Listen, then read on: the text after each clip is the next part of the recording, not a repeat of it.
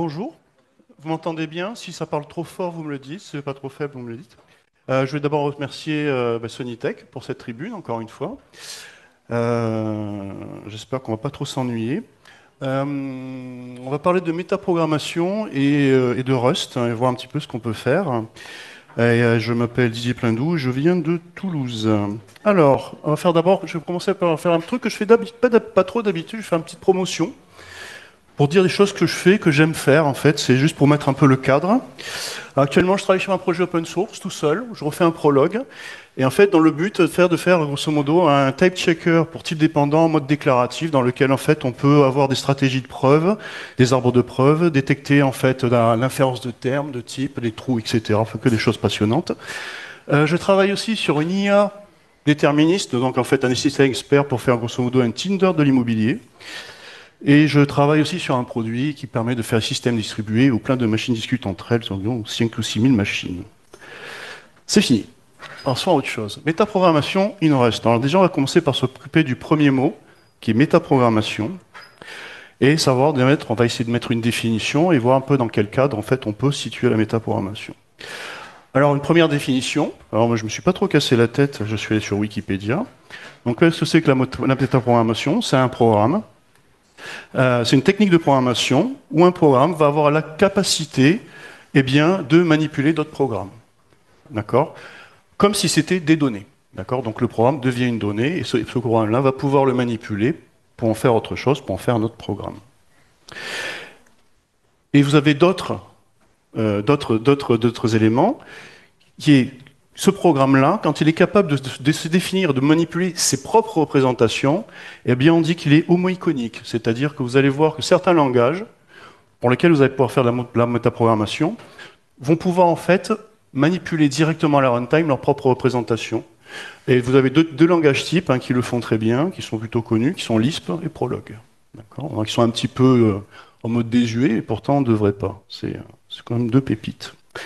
Quoique non, il y a quand même des langages qui font du Lisp qui sont quand même connus. Alors, il y a plusieurs types de métaprogrammation, il y a plusieurs approches. La première, bien qu'on l'on connaît bien, qui sont les compilateurs. D'accord? Dans les compilateurs, on prend du code source, on transforme ça en arbre syntaxique abstrait. L'AST va passer d'une étape, va passer plusieurs stades. Il va se faire décorer s'il y a du typage, il va se faire malaxer s'il y a des optimisations, il va y avoir du data flow, du control flow, etc. Donc les compilateurs, on les manipule toujours, mais ça se confine à la métaprogrammation. Ce sont des programmes qui manipulent d'autres programmes et qui vont générer au final un binaire, quelque chose d'exécutable.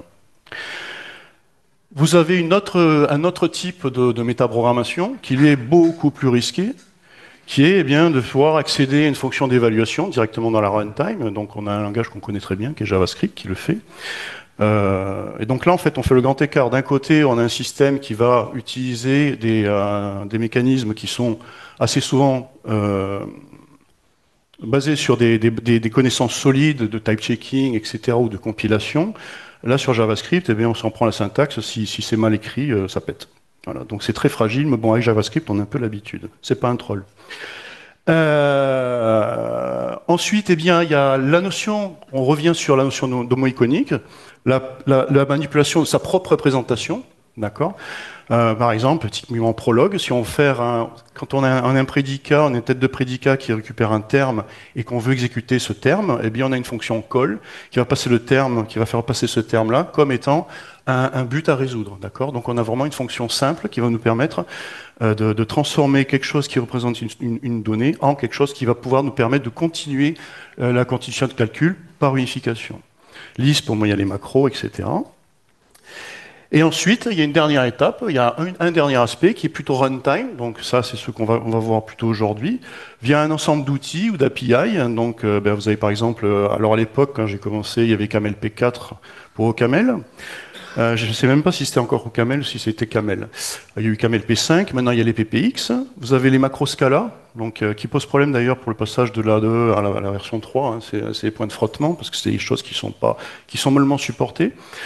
Dernièrement, il y a Swift c'est pas dernièrement, mais Swift a introduit la notion de macro, au même titre que Rust en fait. Donc ils vont assez loin aussi. En fait, je pense qu'ils essayent de concurrencer Rust quand même sur cet aspect-là. Et on a Rust donc qui va proposer plusieurs alternatives, enfin une alternative, très exactement, pas plusieurs. Et après, on peut se poser la question du Java avec JSR 269, les Java Annotation Processing. Alors, il faut bien voir que dans les quatre premiers, on va prendre le programme, on va le malaxer et on va produire un nouveau programme. Les JSR, la JSR, la Java Annotation Processing, elle est vraiment différente. Elle va nous permettre de faire une sorte de métaprogrammation parce qu'elle nous permet de générer du code, mais par contre, le code sur lequel on se fixe, on ne peut pas le modifier. On ne peut que l'enrichir, d'accord? On ne peut pas prendre la classe, la modifier et la sauver. Ça, c'est niet, on ne peut pas. Donc, c'est vraiment une version, on va dire, édulcorée de la partie métaprogrammation. C'est quand même quelque chose d'agréable parce qu'avec les annotations, on peut faire vraiment beaucoup de choses et réduire ce qu'on appelle du boilerplate, prendre en charge tous ces aspects-là. Mais voilà, ça ne cadre pas à 100% sur des aspects métaprogrammation. Donc ça, c'était juste la partie métaprogrammation, donc la partie introspection, manipulation. Et là, maintenant, on va s'occuper, donc maintenant, on va mettre le focus sur la métaprogrammation dans Rust. Alors, il y a deux approches. Il y a deux approches qui sont foncièrement différentes. Juste pour savoir, qui fait du Rust un peu dans la salle? Ok. Pas beaucoup. Donc, il y a vraiment deux approches qui sont très, très différentes. Il y a une première approche qui va être déclarative, donc on appelle les macros déclaratives. C'est celles avec lesquelles on joue au début, en fait. C'est vraiment les premières avec lesquelles on se frotte. Et qui va être vue, en fait, comme une extension de syntaxe basée sur ce qu'on appelle des règles de réécriture. On va voir un petit peu plus tard tout ce que ça implique. Et on a ce qu'on appelle les macros procédurales, les procédurales macros, qui est une extension de syntaxe, mais par contre, celle-ci, elle va se faire par une exécution de fonction. Donc on se rend bien compte qu'entre un système de réécriture et l'exécution d'un programme, eh bien, il y a un gap, il y a vraiment un champ qui est très large, et on voit qu'il y a des possibilités dans l'un qui ne va pas exister dans l'autre, et vice-versa. D'accord ? Donc là où il va y avoir l'expressivité, il va y avoir une certaine limitation dans la manipulation de ces données, et là où l'expressivité est plus compliquée, eh bien, on va pouvoir faire des opérations de manipulation beaucoup plus poussées. Alors, on va faire un exemple, on va prendre un exemple de macro. Et pour cela, eh bien, je vais prendre l'extension de langage, je vais en prendre une proposition qui sont les compréhensions. D'accord ? Donc les compréhensions, c'est quelque chose qu'on retrouve assez souvent dans les langages comme Haskell, Python. Je ne sais pas s'il y en a dans Swift.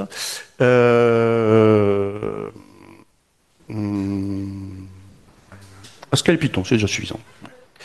Je sais pas, je sais plus qui l'a introduit il n'y a pas longtemps. Il y a un langage qui l'a introduit il y a vraiment pas longtemps, les compréhensions. Alors la compréhension, qu'est-ce que c'est? Eh bien en fait, ça va être une construction syntaxique, en fait basée sur une sorte de formalisme mathématique qui va nous permettre de faire des constructions d'ensemble de manière assez intuitive. D'accord? Donc ça, on l'a vu, on le voit assez souvent en cours de maths. Et typiquement, par exemple, je vais pouvoir définir l'ensemble P comme étant l'ensemble des couples XY, dans lequel X va prendre ses valeurs dans l'ensemble 1, 2, 3, Y dans l'ensemble 1X. Donc là, on voit de suite qu'il commence à y avoir des petites dépendances entre les ensembles, sachant que mon Y est différent de 2. D'accord ? Donc ça, c'est l'exemple bateau, on va le prendre et on va le décortiquer jusqu'au bout. D'accord ? Et si on veut avoir l'expressivité, donc l'exécution, pas l'exécution, mais la résolution de cet ensemble, eh bien c'est un ensemble qui contient le couple 1, 1, 2, 1, 3, 1 et 3, 3, d'accord ? Donc tout ce qui était en 3, 2, tout ce qui était en X2 était proscrit, d'accord ? Donc on se rend compte quand même que là, ce formalisme est assez puissant, parce qu'en fait, en une seule ligne, on a caché deux boucles imbriquées, avec une manipulation de structure qui n'est pas piquée d'un hanneton, d'accord ? Donc on va faire ça aujourd'hui. Alors, on ne va pas se limiter à la list comprehension, on va prendre la généralisation qui a été proposée par Philippe Wadler, d'accord ? Parce qu'au début, on avait les listes compréhension, mais on va prendre la version généralisée, celle de Wadler. Et donc, pour ça, on va prendre comme exemple la syntaxe de Scala pour l'expression de nos compréhensions. Donc il y a toute une phase sur comment on va exprimer la compréhension. On va l'aborder de manière grammaticale, donc sa grammaire, sa réécriture, et ensuite on va plonger ça dans le monde Rust, d'accord ? Donc pour l'instant, on ne fait pas de Rust. Alors, un petit exemple, comment on écrit donc une compréhension en Scala. Je crois savoir qu'il y a des gens, il y a des gens qui sont musclés en Scala, donc je sais, je n'ai pas fait de bêtises. Alors il y a un mot-clé pour ça qui est for, d'accord ?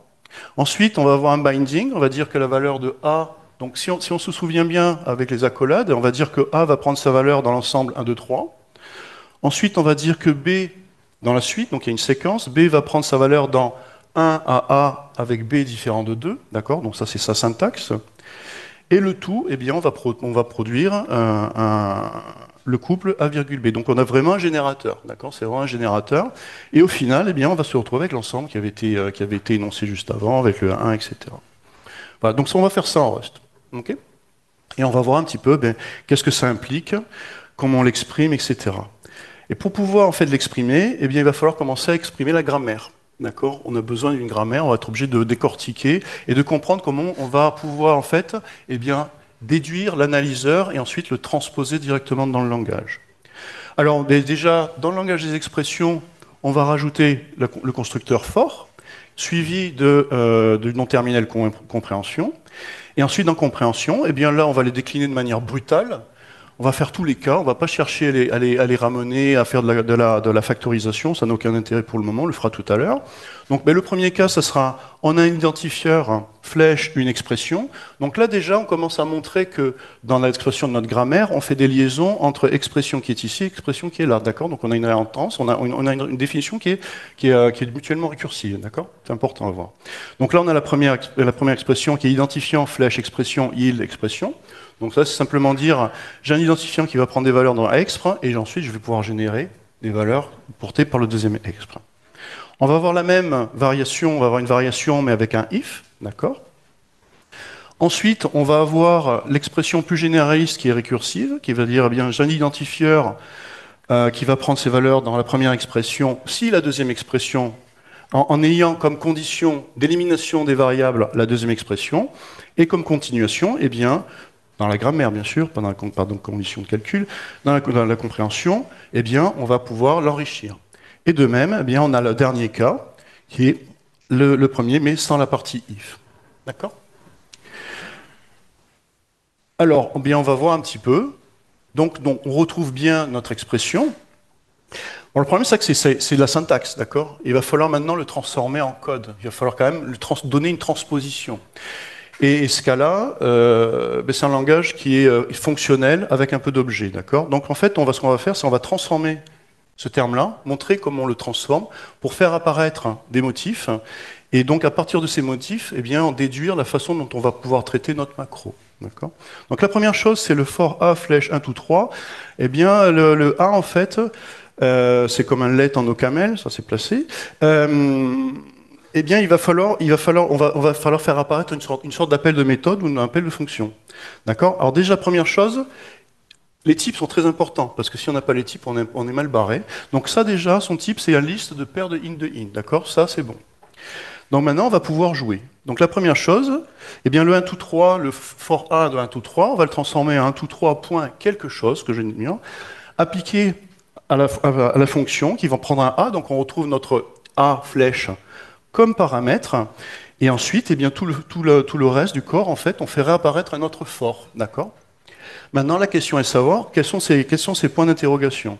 Alors, on peut deviner son type. Alors, je vais mettre une petite précaution oratoire. La notation que j'ai utilisée, elle prend des libertés, parce que là, on a un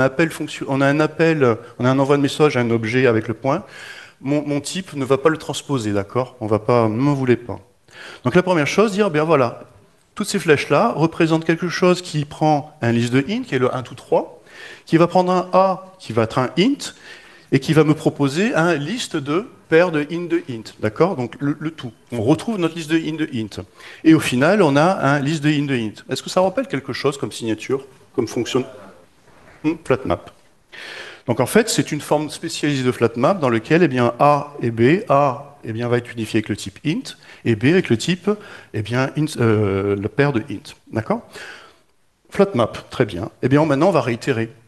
Le if, on va faire une élision du if, on va l'effacer, on va faire apparaître un appel sur le 1 to A avec le if, et là, ça sera donc un 1 to A point quelque chose avec un B flèche B différent de 2. Alors j'aurais pu écrire underscore, mais comme je ne sais pas si tout le monde maîtrise bien ce cas-là en termes syntaxiques, je préfère faire apparaître l'argument, c'est plus simple. Ben là, de la même façon, toutes ces flèches-là, c'est un liste de int qui va prendre un prédicat, donc un int verbal, et qui propose un liste de int. Ça, c'est filter. D'accord, je ne vais pas poser la question, je ne vais pas faire cet affront-là. Donc, en ce cas-là, c'est withFilter. Et maintenant, il y a le dernier for qu'il va falloir éliminer. Et bien, on rejoue. D'accord? Donc là, je suppose que tout le monde connaît le type. Donc là aussi, de nouveau, eh bien, on a une liste de int qui arrive, on a une fonction qui prend un int et qui renvoie une paire de int et qui renvoie au final une liste de paires de int. Ça, c'est map. D'accord? Voilà. D'accord? Donc on a montré qu'on avait quand même quelque chose qui était excessivement, on va dire en termes d'expression, assez puissant, parce qu'on peut exprimer des problèmes très complexes. Avec ces compréhensions, avec la do notation par exemple d'Haskell ou le for de Scala. Mais en fait, on se rend compte que en termes de suite syntaxique, ça se transforme assez facilement par une chaîne de flat map, des filters s'il y a des if, et au final, eh bien, on a le map. D'accord? Et en Scala, du moment où votre structure, votre effet répond à ces trois fonctions, si vous n'utilisez pas le if, au moins au flat map et au map, vous pouvez utiliser le for comprehension de manière naturelle. Il n'y a pas besoin de le dire, le compilateur, en fait, c'est par la transformation, va le valider. D'accord. Ça, c'est quand même un sacré luxe. Alors, ben non, on va reprendre notre grammaire des compréhensions et on va mettre des vis-à-vis entre eh bien, les patterns qu'on avait identifiés tout à l'heure et leur mode de transformation. D'accord? Alors bien tout à l'heure, ce que je vais faire, c'est que devant chaque élément qui dénote en fait un terme qui soit un identifieur, une expression ou pas, je vais lui associer une variable, d'accord, pour pouvoir faire une accroche et ensuite eh bien, proposer une règle de transformation. Donc là, on a vraiment une règle de production, comme si on avait une grammaire avec un YAC quelconque, quelque chose comme ça, ou un menhir en OCaml. Donc là, typiquement, je reprends ma règle qui est un ident flèche expr avec le yield, eh bien, on a vu tout à l'heure que c'était map. Donc on dit ben, c'est un e.map de i flèche r. D'accord. S'il y a des questions, il ne faut pas hésiter. Hein. Okay. Et ce qu'on va faire, c'est bien, on va prendre tous nos exemples et par rapport à la transformation, ben, on va plaquer en fait ce qu'on a vu tout à l'heure en analysant les types, faire apparaître les fonctions. Donc là, de la même façon, si j'ai mon if, eh bien j'ai un e with filter avec mon i flèche c. Donc là, je vois bien que mon identifiant devient un paramètre de fonction. D'accord, ça devient vraiment un argument de fonction, et qui se retrouve et dans le filter et dans le map. D'accord, donc là, on retrouve le même pattern que dans le premier, mais il y a le filter qui vient s'intercaler entre le et le map. Donc on voit bien qu'il va y avoir une élimination des éléments, puis le map. C'est très logique. De la même façon, comme il y a une compréhension, eh bien là, on va reboucler sur les compréhensions, donc on va flat mapper. Donc grosso modo, on est en train, il y a Kesley qui se pointe et on va pouvoir faire du séquençage de monades. C'est vraiment ça.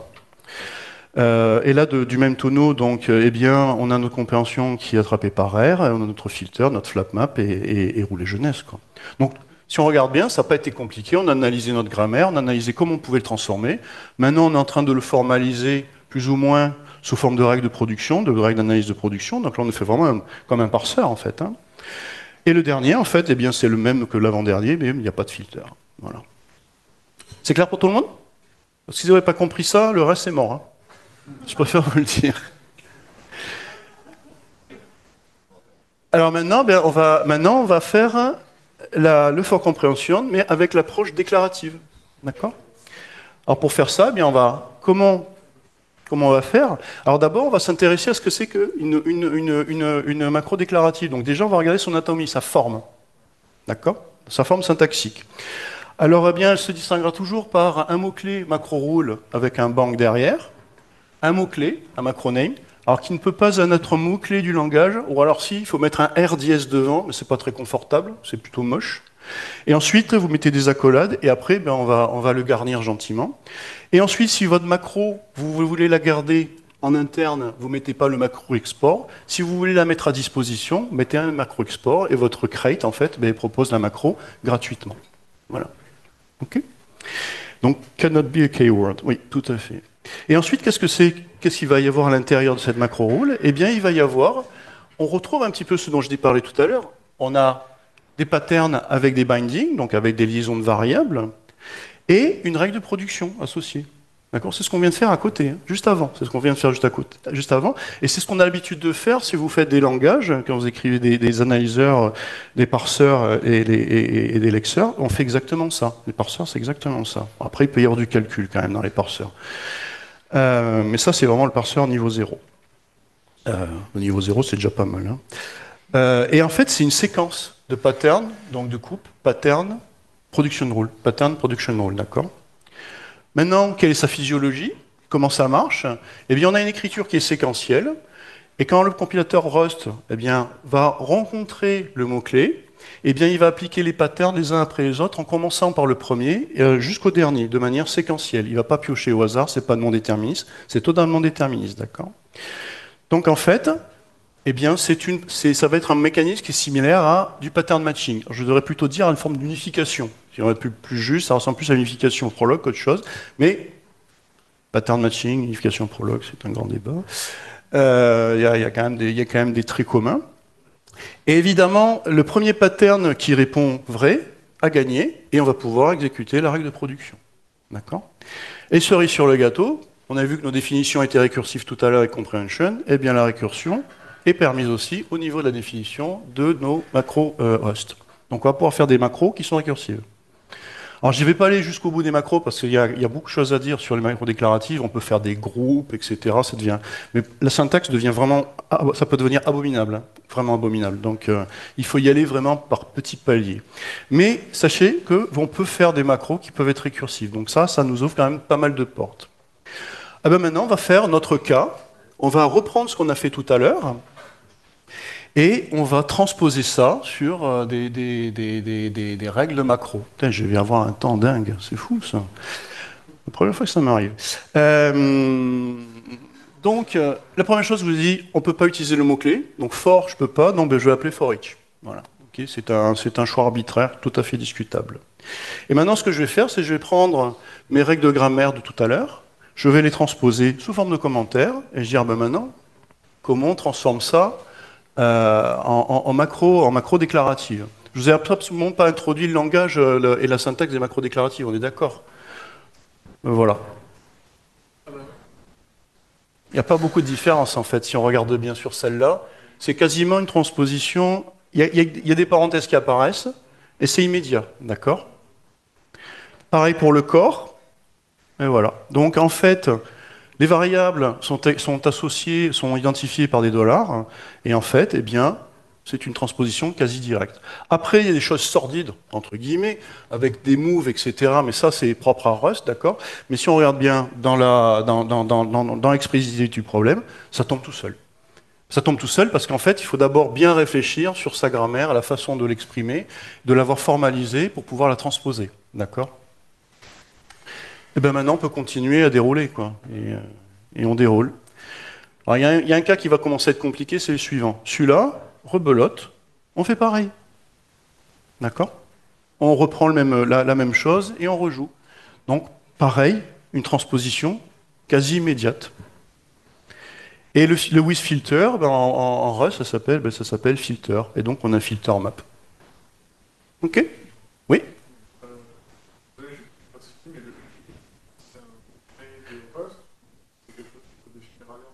J'ai pas besoin de définir. J'ai pas besoin de définir. Il le reconnaît automatiquement. Comment? Non, en fait, je lui ai dit yield et lui, il l'a reconnu sans problème. Il le prend. Il se fiche de savoir si c'est dans le langage ou pas. Hein.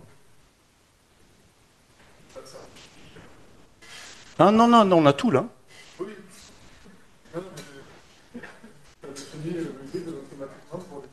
En fait, c'est un token. C'est un token syntaxique. C'est juste un token syntaxique. D'un point de vue syntaxique, tu as un mot-clé qui sera yield, et c'est un mot-clé dans ma macro. D'accord? Voilà. Et par contre, ça va être scopé. Ça sera toujours dans un scopé dans un. Voilà, exactement. À l'extérieur, ne marchera pas. D'accord? C'est vraiment lié à la portée du for each. Tu vas chercher le mot en français. Ok?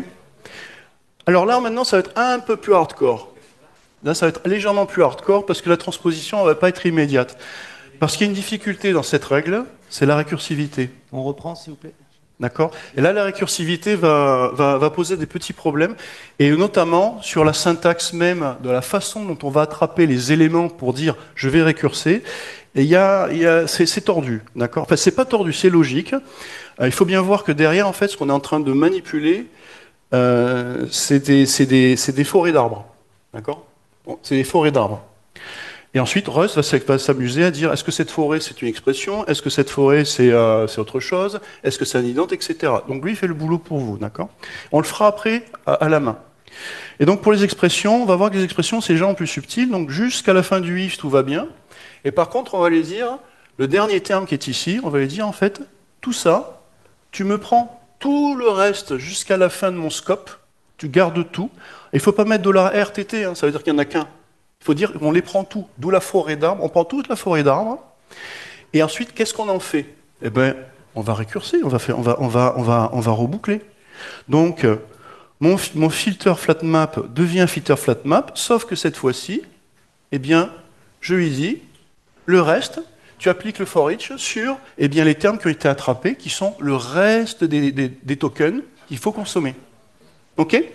La syntaxe est assez abscon, mais après, au fur et à mesure, elle devient logique, d'accord? Donc je pense que je vais avoir assez de temps.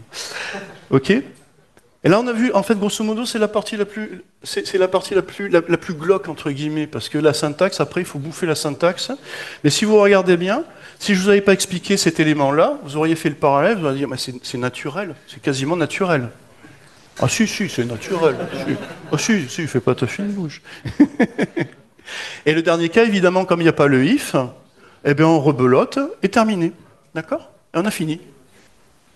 OK? Et bien là, on a fait notre for comprehension. Donc grosso modo, mais comme j'avais dit que je faisais le procédural macro, on va faire le procédural macro. D'accord? Alors qu'est-ce qu'on peut faire avec ça? Eh bien maintenant, je peux écrire cette chose-là. Je peux écrire for each. A prend ses valeurs dans 1 et 3 inclus. B prend ses valeurs dans 1 et A, sachant que B est différent de 2. Et je génère A, B. Et comme c'est un itérateur, il faut que je fasse un collect. OK? Et c'est fini. Donc on se rend compte que l'expressivité des compréhensions qu'on pouvait avoir dans ce cas-là, on l'a transposé, on va dire quasi naturellement, en Rust avec les déclaratives macro. Et si on demande à Rust, est-ce que tu peux me le transformer? L'IDE le fait pour vous, et il va vous dire, en fait, voilà, c'est ça. D'accord? Alors ça, je peux vous montrer si vous voulez. Ici, j'ai le cas, et si je fais hop, j'ai dit par exemple, tu me fais le récursif, il dit voilà, et votre macro, c'est ça. Le résultat de la macro, c'est ça. Ah ouais, mais la fenêtre, elle bouge pas. Bon, croyez-moi sur parole. Mais vous pouvez lui demander, là c'est Rust Rover, vous pouvez demander à Rust Rover, déplie-moi la macro en une étape ou en n, d'accord? Ça, s'il y a de la récursivité, et si vous prenez mal, vous pouvez avoir une récursivité qui peut faire péter les stacks, il faut faire gaffe quand même. Alors, je sais pas, il doit y avoir quand même des règles qui doivent dire au bout de temps. Enfin, je crois que j'ai pas creusé le sujet, donc je vais pas m'y étendre. Et évidemment, comme j'ai dit que je prenais le cas le plus général, je fais les options. Ça marche pas. Alors ça marche pas parce qu'il me dit que option c'est pas un itérateur.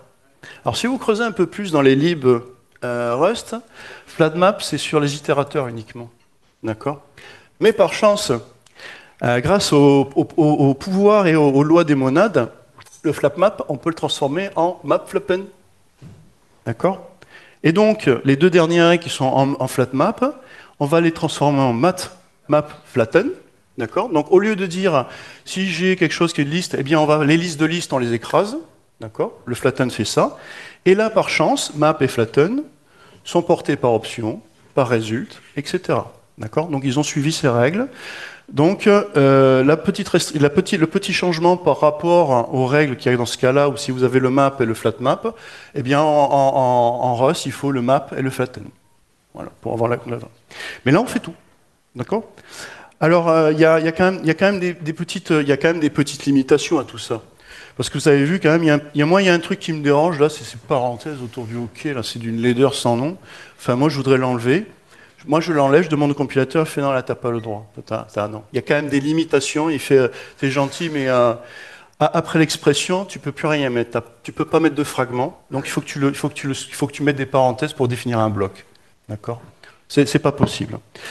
Ensuite, donc il y a quand même une limitation dans l'expressivité des patterns, d'accord? Donc vous avez quand même une certaine limitation. Elle est mineure, hein? Mais bon, ça fait un peu de bruit, on a l'impression de faire du Lisp.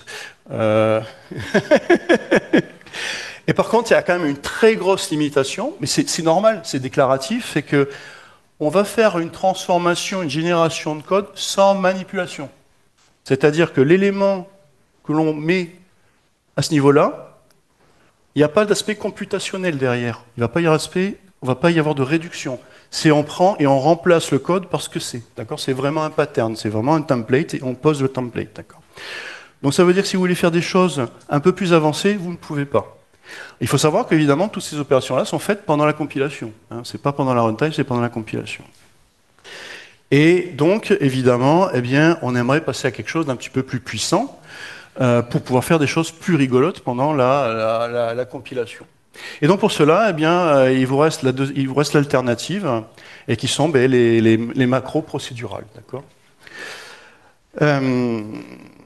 et donc les macros procédurales vont nous ouvrir les portes de choses beaucoup plus intéressantes. Là, c'est intéressant parce qu'on est vraiment dans l'extension de langage. Là, on va pouvoir faire des choses beaucoup plus poussées comme des injections ou de l'encapsulation de langage dans Rust. Alors, là aussi, l'anatomie. Comment ça marche une procédurale macro? Hormis le fait qu'il y a dans le cargo toml, il y a des choses à dire, il va falloir l'instrumenter pour lui dire ah, attention, c'est du proc macro, etc. Donc ça, il y a un repo Git, il y a tout dedans, il y a tout ce qu'il faut. Vous aurez là. Et donc en fait, là, de la même façon, on procède de la même façon. Le nom de la fonction, eh bien, ce sera le nom de la macro. Donc on retrouve notre for each. Et là, on retrouve une fonction qui prend un token stream et un token stream. Voilà. Quelle est la procédurale macro la plus minimale qui existe là? Comment? Non, c'est l'identité. C'est la même, hein, d'accord? En fait, vous prenez un token stream, vous renvoyez le même, vous n'avez rien fait, mais vous avez fait une procédurale macro qui fait rien. Mais c'est pas grave, c'est une procédurale macro. Donc ça, c'est son anatomie. Et alors, en termes de physiologie, alors là, c'est plus sur l'aspect librairie. Alors, je vais citer les librairies qui sont vraiment les librairies, on va dire, standards, qui ont été poussées par Rust. Ce n'est pas, c'est pas la finalité. Il y en a d'autres aussi. Il y en a pas mal qui ont été développés. Mais moi, je vais rester vraiment sur les librairies qui ont été faites au départ pour ça, qui sont Syn, qui est une librairie en fait qui va pouvoir parser donc notre fameux token stream, d'accord. Donc, il va pouvoir parser le token stream pour en faire, eh bien, un arbre syntaxique, d'accord. Donc, ça sera à nous de le faire. Là, on va être obligé de se taper le boulot. Et la fonction inverse, la librairie inverse, qui est Cot, qui est une macro, d'accord. Autant Syn est une librairie, autant Cot est une macro. Donc en fait, vous voyez, une forme de mise en abîme quand même, on fait des macros avec des macros, etc. Ça, c'est assez marrant. Et les macros, en fait, vous me permettent de transformer un arbre syntaxique en token stream, d'accord. Et donc ça veut dire quoi? Eh bien, en termes de recettes de cuisine, il va falloir d'abord penser à, premièrement, faire son arbre syntaxique, son AST, d'accord, qui est un ADT, donc un type algébrique. Hein. Je crois qu'on en a parlé tout à l'heure, des types algébriques de données. Je ne sais pas si tu as parlé des généralisés, non. Ensuite, eh bien, il va falloir s'occuper du parseur. Là où on avait créé des patterns, eh bien, il va falloir qu'on les fasse nous-mêmes, tout à la pogne, d'accord. Donc, il va falloir qu'on implémente le trait syn parse de notre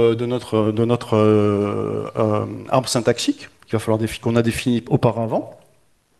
Et la troisième étape, il va falloir implémenter le trait toToken pour implémenter eh bien, l'opération inverse qui permet de prendre le syntax tree et de proposer le token stream. D'accord. Et grosso modo, le flux tel qu'on va le rencontrer, on a une donnée qui est un token stream, on a parse qui va me transformer mon AST. Sur cet AST, je peux faire tout ce que je veux. D'accord. Donc là, je vais en ressortir immédiatement, mais on peut imaginer qu'il y ait une palanquée d'AST qui se suivent les uns après les autres, comme dans un compilateur. Ensuite, on a le toToken qui va s'appliquer, et on retourne sur notre token stream. Et en fait, si on regarde bien, l'entrée et la sortie correspondent à ce qu'on entendait au niveau de la signature. Et par contre, on va venir intercaler notre parse, donc toToken en entrée et en sortie. Et au milieu, on va pouvoir faire tout le calcul qu'on va vouloir faire sur nos AST. Donc on voit que là, on va pouvoir faire de la manipulation d'AST à outrance. D'accord. Alors maintenant, tout à l'heure, j'avais dit, j'expose tous les cas comme un gros bourrin. Là, maintenant, on va faire l'opération inverse. Alors, on se rend compte, en fait, que dans les deux premières règles, on va prendre ce qu'on appelle les Extended Bochauer Forms. Donc, c'est les formes normales de Bochauer étendues, où on a le point d'interrogation, l'opérateur de clean, le plus, etc. Donc là, on va utiliser juste le ou et le point d'interrogation. Donc on se rend compte que les deux premières... Oh, putain. Non, c'est bon. Les deux premières... J'ai dit un gros mot, c'est pas bien.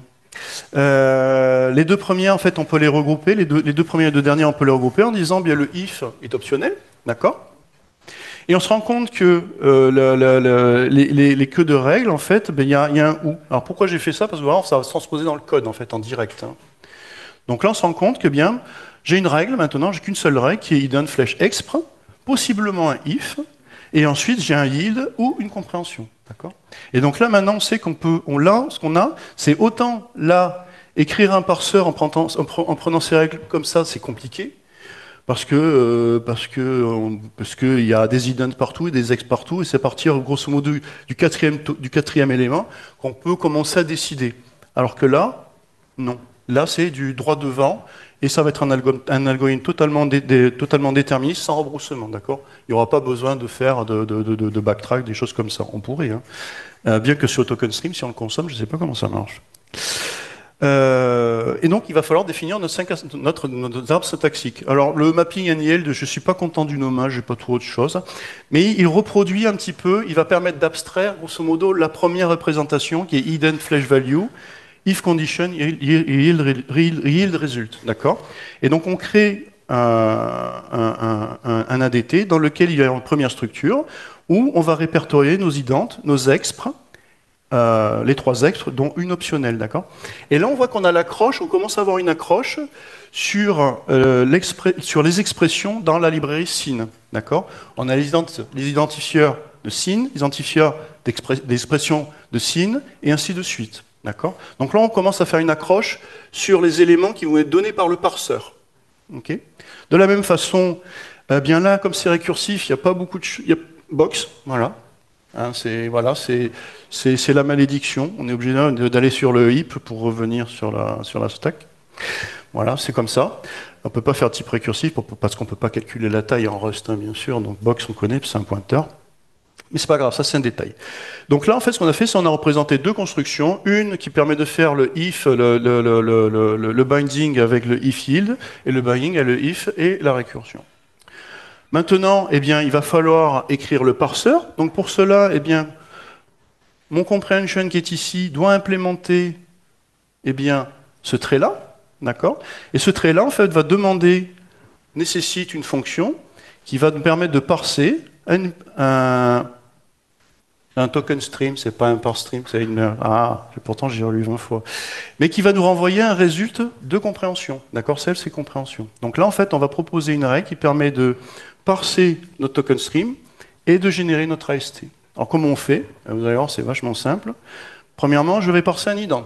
Voilà, donc j'appelle input parse, je lui donne, donc en termes de type, je veux un sin indent, et tu parses. Et comme c'est des résultats, eh bien je vais utiliser l'équivalent monadique du bind, d'accord? Donc comme ça on sort rapidement. Ça s'écrit de manière simple. Donc là on a l'ident.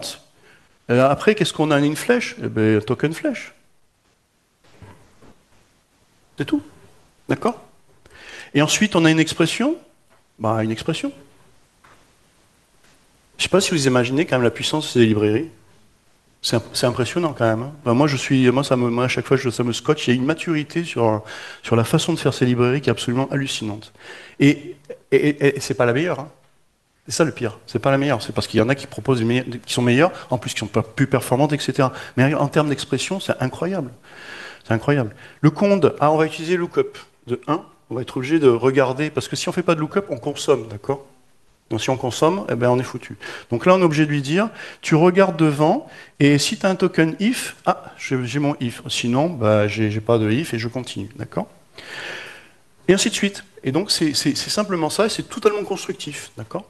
Évidemment, comme c'est du code, vous pouvez faire du TD aussi. Hein. C'est-à-dire que vous pouvez générer, grâce à Code, un token string que vous pouvez injecter dans parse et pour retrouver votre AST. Et ça marche super bien. Ça marche, c'est magnifique, ça marche juste bien. Donc ça, là, en fait, on a notre synth parse. Donc si on regarde le code qui est ici, eh bien, le code qui est là, on a la partie dans flèche expr. Alors attendez, je vais... Ensuite, on a la partie if. Et ensuite, on a le fameux yield, et ensuite, eh bien, on génère nos compréhensions. Et donc là, en 46 lignes de code, on a tout écrit.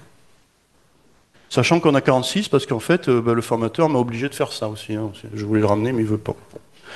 Ça rentre pourtant sur la ligne, je comprends pas. C'est comme ça. Donc ça reste quand même assez naturel, hein. Ça reste quand même assez simple. Pour avoir écrit des parseurs, 10 minutes c'est parfait. Pour avoir écrit des parseurs à la main en C, des trucs comme ça, je ne sais pas si vous avez déjà fait ça, mais c'est une purge, quoi. Maintenant, on va se poser la question de l'opération inverse. Donc là, on voit qu'on a notre compréhension. On peut imaginer plein d'opérations dessus. Est-ce qu'il y a des opérations de code mort? Est-ce que, quand j'écris ma compréhension, par exemple, est-ce que je peux faire de l'évaluation paresseuse? C'est-à-dire, si j'ai déjà un truc qui est mort, eh bien, je peux dire que c'est mort. Donc, si mon option, je suis capable de voir que l'option, telle que je l'ai, je suis capable de l'analyser, me rendre compte que c'est non, et je sais de suite que ça va être non pour jamais, à jamais. Donc, on pourrait générer le code non et c'est terminé, d'accord? On pourrait imaginer des trucs comme ça, de l'optimisation de code. Eh bien, pour la compréhension, on va implémenter le trait toToken, d'accord? Alors, il y a une première chose, celui-là est obligatoire, d'accord? Où on nous passe en accès mutuel, en accès privé, pour pouvoir le modifier, le token stream de sortie. Et ensuite, eh bien, on n'a plus qu'à écrire la fonction toTokenStream, où je récupère ma compréhension et je produis mon token stream. Et là, en fait, Code, comme je vous l'ai dit tout à l'heure, c'est une librairie. C'est quelque chose qui propose une macro. Eh bien, quand j'ai ma compréhension qui est un map and yield et que j'ai une condition qui est un non, eh bien, je peux proposer le code suivant, code bang. Et là, on retrouve un petit peu ce qu'on avait tout à l'heure, vous savez, dans les règles de production. C'est pareil, sauf que là, les dollars, ça devient des dièses. C'est tout. Rien de plus. Donc, si vous maîtrisez la règle de production des déclaratives, vous maîtrisez la règle de production de code. Juste à la petite nuance syntaxique entre le dollar et le dièse. Qu'est-ce que ça donne de l'autre côté? Eh bien, le tokenizer, tout simplement. Alors là, bon, il n'y a que deux constructions, on est d'accord, c'est simple. J'ai pas fait de choses subtiles, j'en ai pris un comme un gros bourrin. C'est pas dry, mais c'est pas grave. Eh bien, on transpose et en fait, on retrouve nos constructions de tout à l'heure avec nos flatten, etc. D'accord? Voilà. Sauf que la récursion, maintenant, elle est plus portée par le for each, elle est portée par les termes que je manipule via mon AST. Et donc, comment on fait la mayonnaise maintenant? Alors, ça va être compliqué. Hein. On va d'abord commencer par faire le parse macro input. On va dire l'input, c'est une compréhension. Parse macro, c'est une macro. D'accord, le parse macro input. Donc lui, il y a input as comprehension. Donc il va se débrouiller pour trouver la crate et appeler donc pas la crate, pardon, le bon trait, l'implémentation du bon trait par rapport à l'input stream. Poup, c'est magique. Et ensuite, on produit le résultat. Je prends mon dièse C, je mets dans code et je fais un into pour avoir le token stream et j'ai fini. En 2 lignes, j'ai tout assemblé. Ok. Et si vous voulez faire de la manipulation, vous pouvez intégrer une partie intermédiaire qui fait de la manipulation, etc. Voilà. Et là, maintenant, je peux écrire ça sans mes parenthèses. Oh, tout ça pour ça. Mais en fait, on se rend compte qu'on a un AST sous la main, que tout ça s'est exécuté au moment de la compilation. D'accord? Tout ce code est déroulé pendant la compilation. Et donc, on va pouvoir vraiment, ça ouvre vraiment des possibilités, des perspectives. Alors, quelles qu'on a comme perspective? Moi, j'ai fait un projet qui s'appelle Selma. Et je suis tombé sur les procédures macro, vraiment comme par hasard. C'est qu'en fait, c'est des parseurs combinateurs, je sais, c'est ma lubie. Et j'ai refait des parseurs combinateurs pour la 3e fois en Rust. Et là, j'en avais marre en fait d'écrire des parseurs combinateurs parce que c'est pénible à écrire. Et donc, j'ai voulu faire une extension de langage pour pouvoir faire mes parseurs combinateurs. Donc, on aurait pu le faire de manière traditionnelle dans un fichier à part, écrire un analyseur qui compile et qui génère du programme. Non, on n'a pas fait. Non, j'ai pas fait ça. J'ai fait donc c'est d'abord une librairie. J'ai fait un métalangage que j'ai embarqué dans Rust. D'accord, c'est un DSL. Et qu'est-ce que ça donne? Eh bien ça, c'est un parseur, par exemple, pour valider du JSON. C'est terminé. Donc là, moi, j'écris mes JSON. Mon JSON, c'est des strings, nul, boolean, array, object ou number. Et si on regarde bien, il y a une macro qui s'appelle parseCrule. Et donc, parseCrule va appeler ma procedural macro, qui est capable de retourner ce langage-là, qui n'a rien à voir avec le langage Rust, hein, si on regarde bien. C'est un choix, tout à fait discutable. On a les numbers. Le number, c'est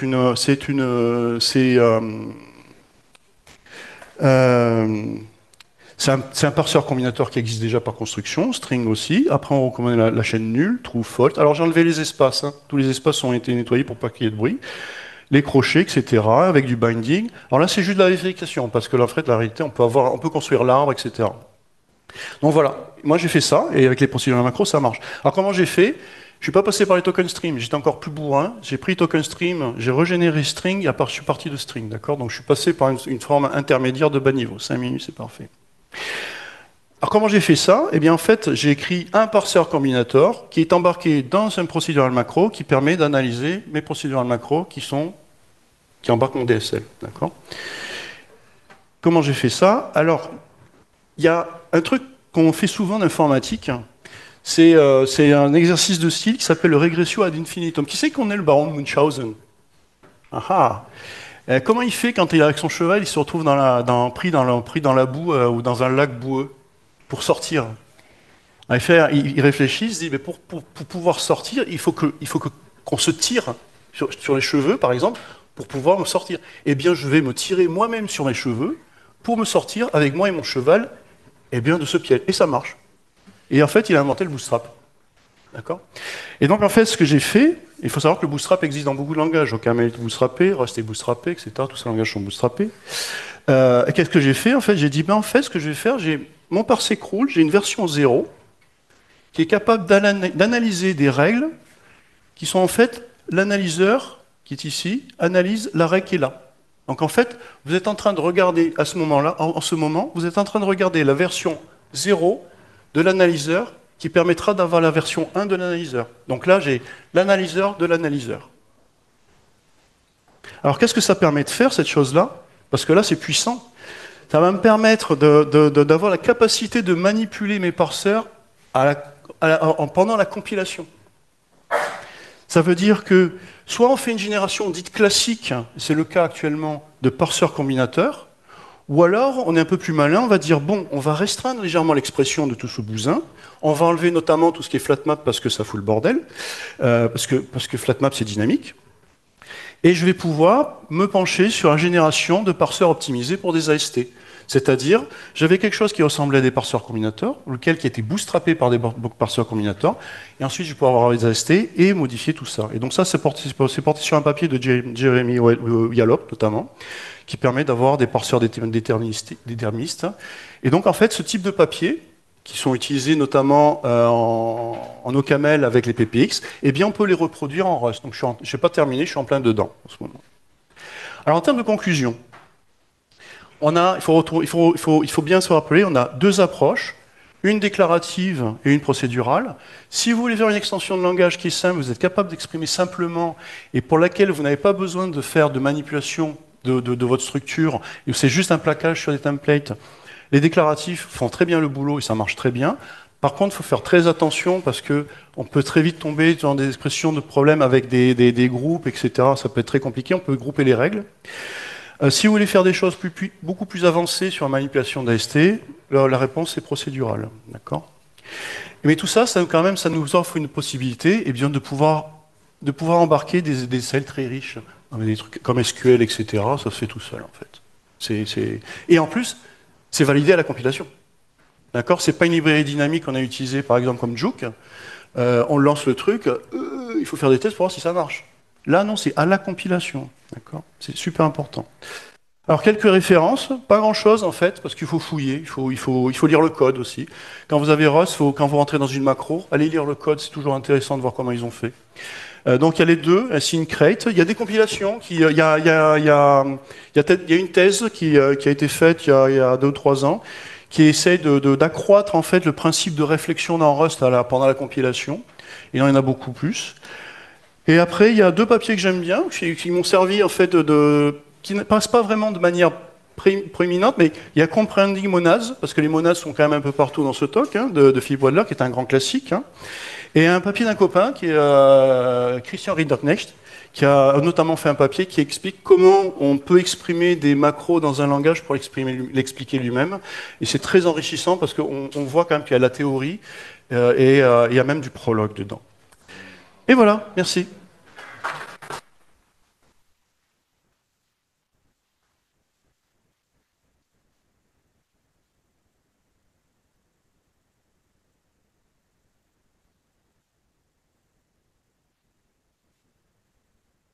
En Pas fait, de j'ai fait temps pour les 49 minutes questions. et 38 secondes.